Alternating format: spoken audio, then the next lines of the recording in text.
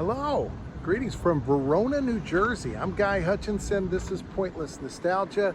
We've got a packed day today. We're going to be seeing two locations that were featured on the show Late Night with David Letterman.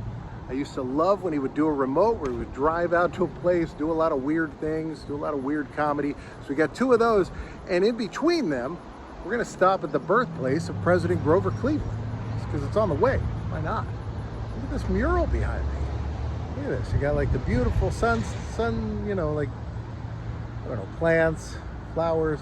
But then this guy, he's peeling it away. We've got outer space. I was gonna say it was like a sunset here, but it's not. It's not even sunflowers. I'm trying to make my mistake make sense, and it doesn't. There's flowers. Then you got this guy, he's pulling it away, pulling back the curtain. By the way, I do a video every day at 2 o'clock. Hope you join me on all these adventures as I pull back the curtain and show you some stuff. We are looking at an episode of David Letterman where they went to the IHOP. So in the episode, much like these things always go, Dave will look over to Paul and he'll go, "Hey Paul, do you want to go for a drive?" And Paul will be like, "Right now?" And then he'll say, "Yeah, let's go for a ride." Paul says yes. And then the rest of the group says yes. You got Biff Henderson says yes. Gaines says yes. A few other people on the crew. I think the cameraman says he can't go. He's got to run the camera. But Dave gets his crew and he leaves. And right before he leaves, he turns back and there's an intern and he says to her, "What's your name?" I think she says it's Linda. And he's like, "You want to go for a ride?" And she goes, "Sure." And they get in a minivan and they cruise into New Jersey.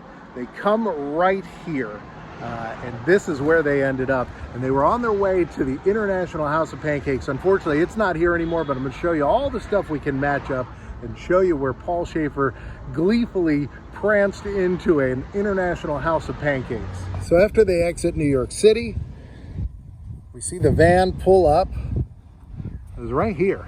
You see this building and this building right there behind them.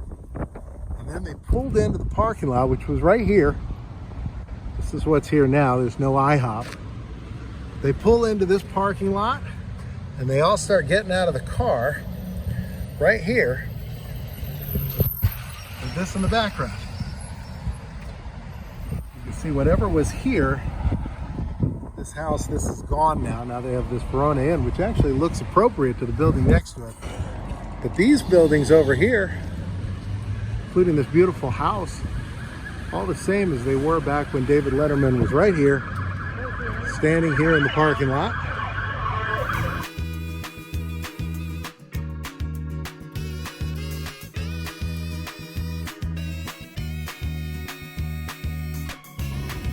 So here they are walking up to the door, which would have been right here. This International House of Pancakes was demolished a few years ago, and then this was built on the land in its place, but it would have ran in right here. There were some really funny scenes. Dave was throwing pancakes like they were Frisbees, and Paul was catching them in his mouth. There's a pothole here that guy just ran through. Didn't sound good.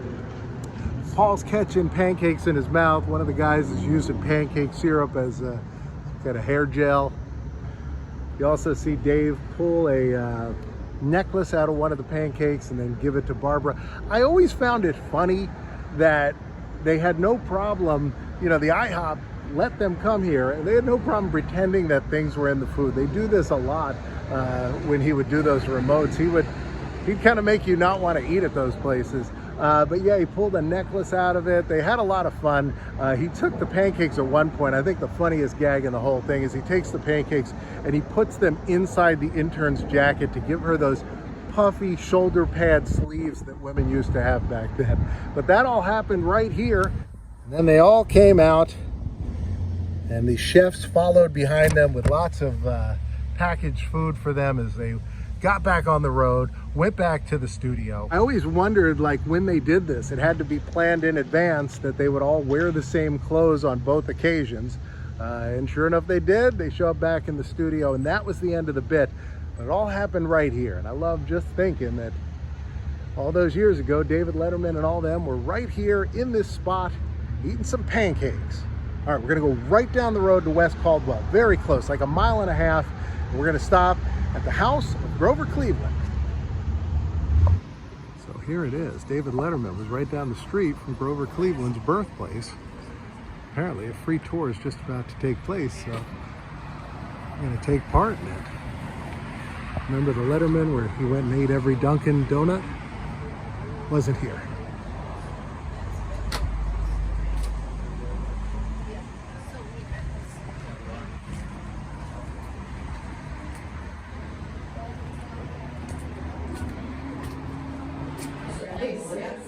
Sturdy oak. What's this thing? Good question. So, I want to preface to say that this is not a Cleveland family artifact. Yeah, I wouldn't feel comfortable having it out so much in the open if it was, but yeah, you can go ahead and touch it. It's made of tin. And what we know,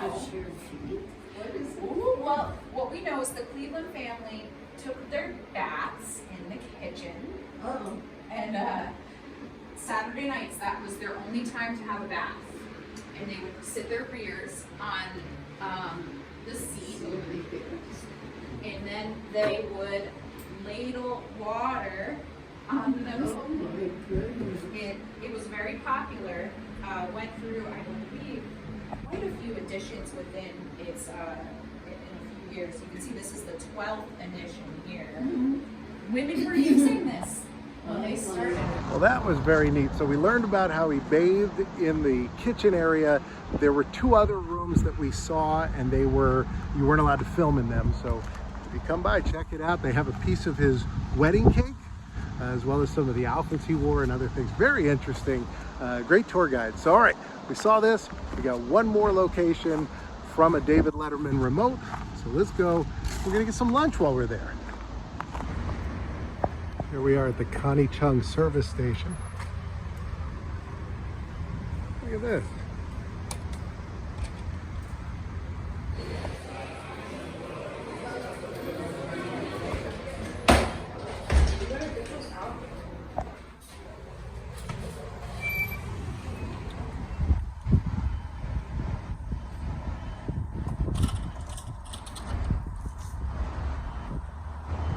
Disappointed in the lack of Connie Chung in the Connie Chung service area.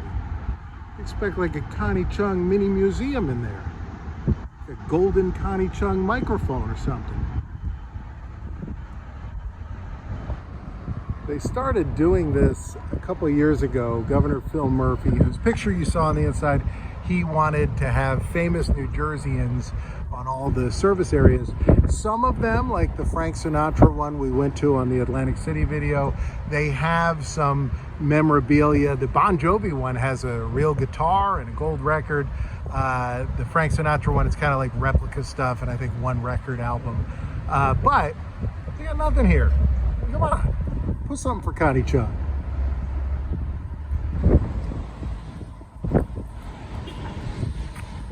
So we've made it to Elmwood Park, home of the 2012 undefeated national and state champion Pee Wee team, but also home to probably the most famous of all of David Letterman's remotes, the one where he went to the Taco Bell and worked the drive-thru. Now, unfortunately, this building is not the same one. About 5 years ago, they demolished the Taco Bell that he did the drive-thru thing at. They built a new one, so this is not the one where a man went in and made his own food with his dad because David Letterman told him to. This is not the one where you'd order 2 number 3s and he'd tell you to have a number 6, but it was in this very spot that happened. Here we see Dave, and that would have been in this spot in a different building there, telling people he was too tired. You could maybe make him a grilled cheese sandwich with some taco sauce on it. Now we saw people drive up to the box here. I'm gonna try to match up this shot. This is one of the shots of the old drive-through speaker. The old Taco Bell was actually shorter. It actually stopped right about there. But you see this building in the background. Yeah, you see this window over here.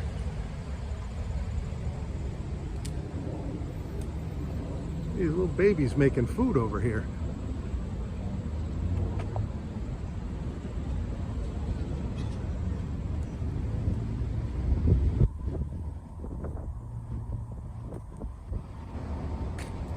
Yeah, you would have seen this window here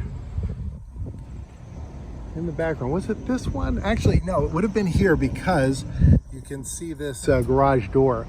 So you see how that window is? These are newer windows here, but that must have been the exact same one. And the car's pulled up here. And she said, I want 2, 3 cheese melts. And Dave goes, whoa, I'm not a computer. Slow down. You want 2, 3. That was all right here. At one point, there was a guy that got annoyed at the drive-thru, and he comes up to the window, and out the window you can see this house right here. He was annoyed Dave was asking him to buy food for him. And so that would have happened in the drive-thru lane right here, looking out this way. There was a bus stop that was over here. It's gone, but this telephone pole, I believe we can match up, which would have been right across the street. And we look around this tree. There it is. I looked. The tree that's here is not the same tree. They did tear the trees out, but you can see a tree that was in the same spot. But they tore the tree out in 2017. That would have been right over here.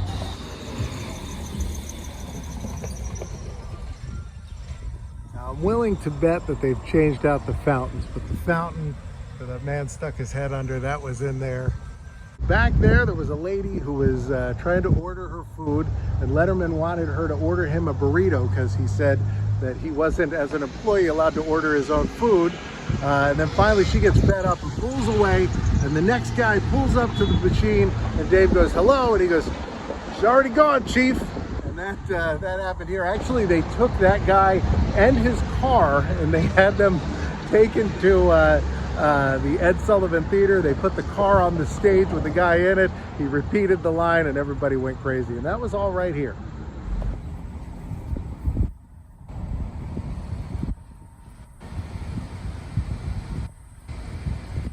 Hey, can I get an unsweet iced tea, please? No, an unsweet. Yep, large will be good. Okay. And that'll do it. Really? Thank you. No problem.